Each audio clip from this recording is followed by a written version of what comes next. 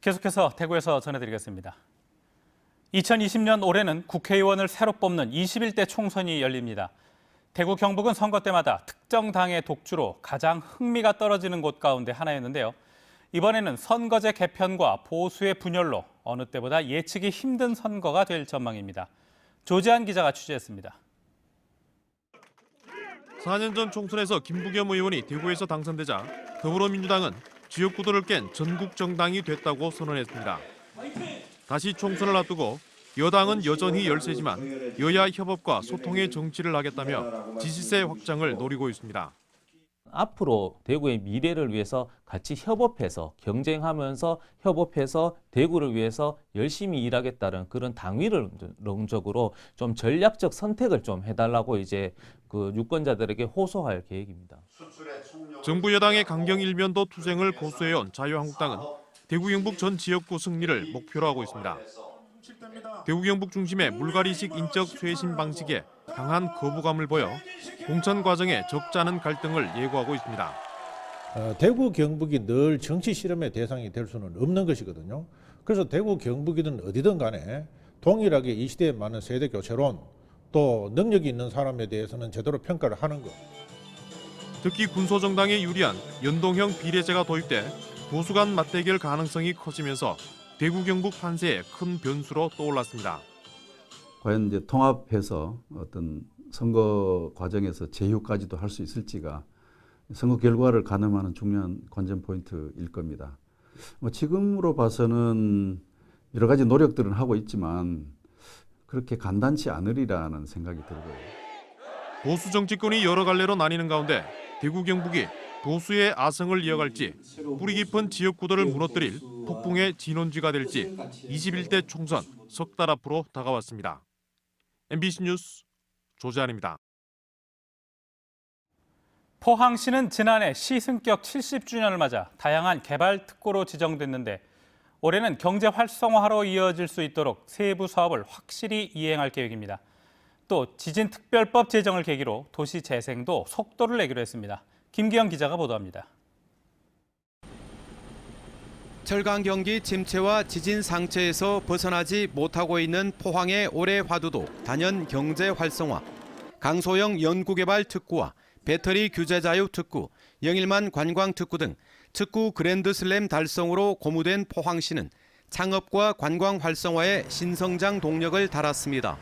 특구 사업이 제대로 될 수 있도록 국가 전략 특구 추진단을 만들어서 계획 수립과 함께 추진 사항을 수시로 점검을 해서 포스코 케미칼의 투자가 확정된 블루벨리 국가산단에 임대 전용 산업단지 조성도 본격화됩니다. 국비 378억 원을 확보해 임대료의 50%를 지원하는 겁니다. 소상공인 골목 상권을 대변하는 민생경제 활력은 이강덕 시장이 우선 챙겨야 할 분야라고 강조했습니다.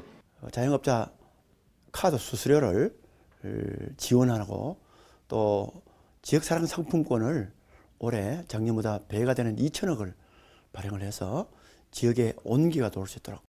포항시는 지진 대책국을 지진특별지원단으로 재편해 지진 피해 극복에 나서고 지난해 첫 삽을 뜬 도시 재생도 본격화합니다. 문제는 산적한 민원과 갈등 해결, 양학공원, 장례식장 등 인허가 민원과 SRF 사태, 시립화장장 현대화, 음식물 쓰레기 처리장 이전 등 현안마다 행정은 우왕좌왕했습니다.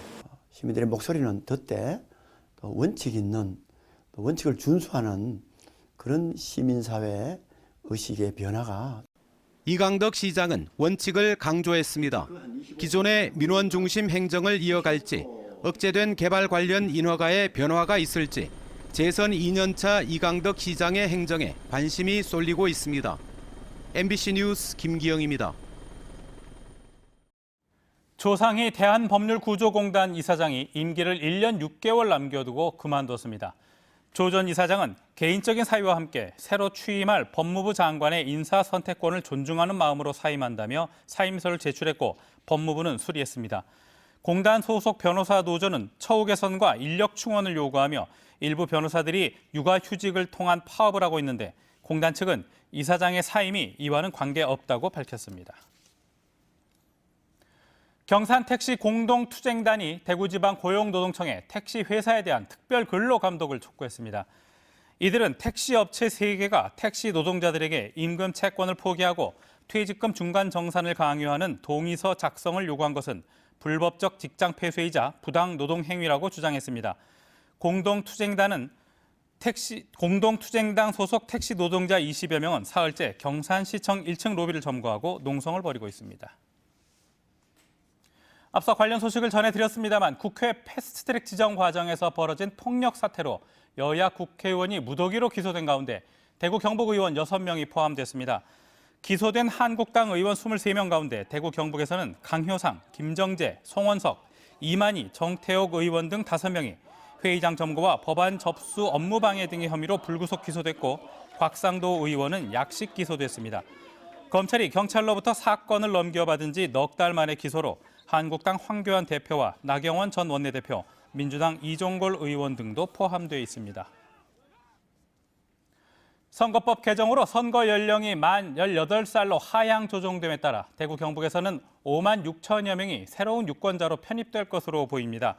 편입 기준은 투표일인 올해 4월 15일을 기준으로 생일이 지난 만 18살 성인입니다. 선관위는 지자체로부터 해당 연령의 인구 명단을 취합해 검토한 뒤 선거 임명부를 작성할 예정입니다.